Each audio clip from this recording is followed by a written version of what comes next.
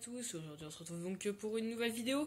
Et aujourd'hui on se retrouve donc pour une vidéo assez spéciale, une vidéo de présentation de matériel hi-fi. Ça fait longtemps que j'en ai pas fait. Et aujourd'hui on se retrouve donc avec du matériel hi-fi de haute qualité. On se retrouve donc avec un ensemble Yamaha constitué d'un Yamaha DSP1, d'un M35 Power Amplifier et d'une batterie CD CDC 685. Tout cela est donc monté sur une petite Behringer que j'avais en sono, que j'ai passé pour mon hi-fi, une MX602A complétée d'un subwoofer à la con que j'ai retapé. On va commencer par la présentation un petit peu de ce matériel hi-fi et notamment par les prix. On va commencer par un DSP1. Un DSP1 d'occasion, ça coûte environ 150 €, tandis que je l'ai eu pour 10 €. Voilà. Seul problème pour l'instant, j'ai pas la télécommande, j'ai pu faire 2-3 petits réglages et je pense que ça sera réglé. Un M35, j'ai pas trop eu les prix donnés, mais paraît-il que c'est vers les 100-120 €, pareil, je l'ai eu pour 40 €. Voilà. Donc on va un petit peu commencer par la présentation esthétique des deux produits. Premièrement, le DSP1, vous remarquez premièrement que, hop, mise au point, vous avez le bouton Power, un petit cache qui cache derrière une entrée direct, donc en mono, droite, gauche. Vous avez le petit bouton level pour faire du record avec les effets ou juste en moniteur ou en normal, le volume de ce record. Et ici on va un petit peu avancer, je vais un petit peu passer un peu plus de temps et je vais vous lire un petit peu ce qu'il y a marqué. Premièrement, on a le mute, donc qui permet soit de couper le volume général, soit les effets. Vous avez le mode acoustique ou surround, donc j'ai eu de la chance, il est réglé sur acoustique. Vous avez pour faire les effets, vous avez également les programmes, donc là on est en Jazz Club Live, bien sûr. Hop, alors je vais vous donner la version, voilà, on est sur du DSP, j'ai pas eu le temps de voir, 8607 en version 1.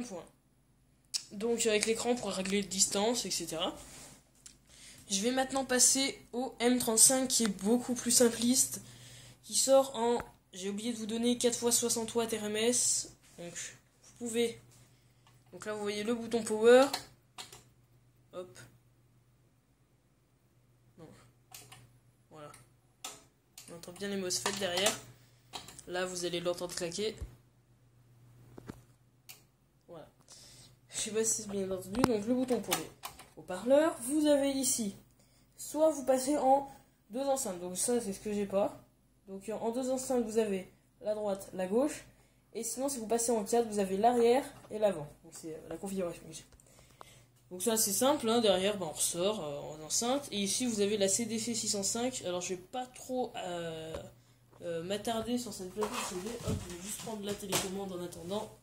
Voilà, donc c'est une plateforme CD basique, 5 chargeurs, avec la fonctionnalité Play Exchange, qui nous permet en fait quand vous êtes en train de lire un CD, vous appuyez là-dessus et ça sort le plateau.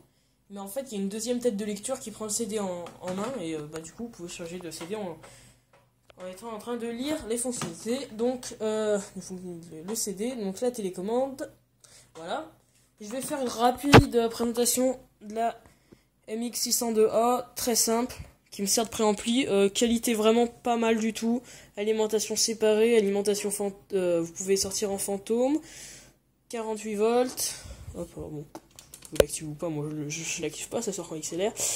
Donc là, la platine CD qui rentre en jack, vous avez un port qui sort là, bon pour le téléphone, pour ici hier, vous avez le PC qui rentre en 2 fois jack, je sais pas, j'avais la flemme de brancher envers ça. Bon voilà, vous voyez, aigu, médium, grave, jusqu'à 80 Hz. Le gain d'auxiliaire, la balance, les potards, hop. Et ici, donc vous pouvez encore rentrer et vous avez surtout la sortie vers l'ampli et le caisson de grave.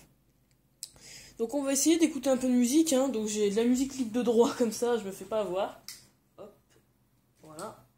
Donc, je pense que ça s'entendra pas trop parce que le micro de ce téléphone sature très vite, donc je vais vraiment le mettre doucement. Voilà. Donc, vous voyez.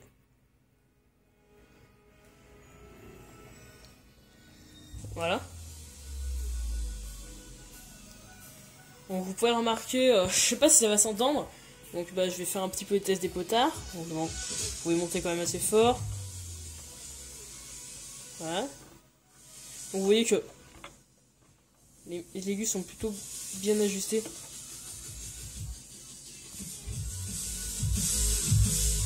Donc le caisson grave, on va entendre ce qu'il fait. Voilà, donc ça c'est que le caisson grave. Moi le caisson grave, on sert vraiment plus souvent. Donc là, c'est mes Sony qui sont ici. Et là, vous avez les Kenwood là-bas au fond. Voilà. Donc bah on va mettre un truc qui tape un peu plus. Bon on va dire allez, on s'en va les couilles des droits d'auteur. Bon, de toute façon je pense qu'il ne trouvera pas la musique. Donc c'est un coup Das Gesabel de Paul Kalkbrenner. Hop là. Donc niveau basse. Bah déjà vous sentez, bah là ça peut-être plus s'entendre. L'ampli a des basses qui sont vraiment très très profondes. On a des basses vraiment profondes et froides. Bah moi je trouve que c'est pas mal. Et on est réchauffé par le préampli de la table de mixage qui est plutôt un peu plus chaud. Le son est vraiment bien réparti grâce au DSP. Et si on met le caisson de Brave,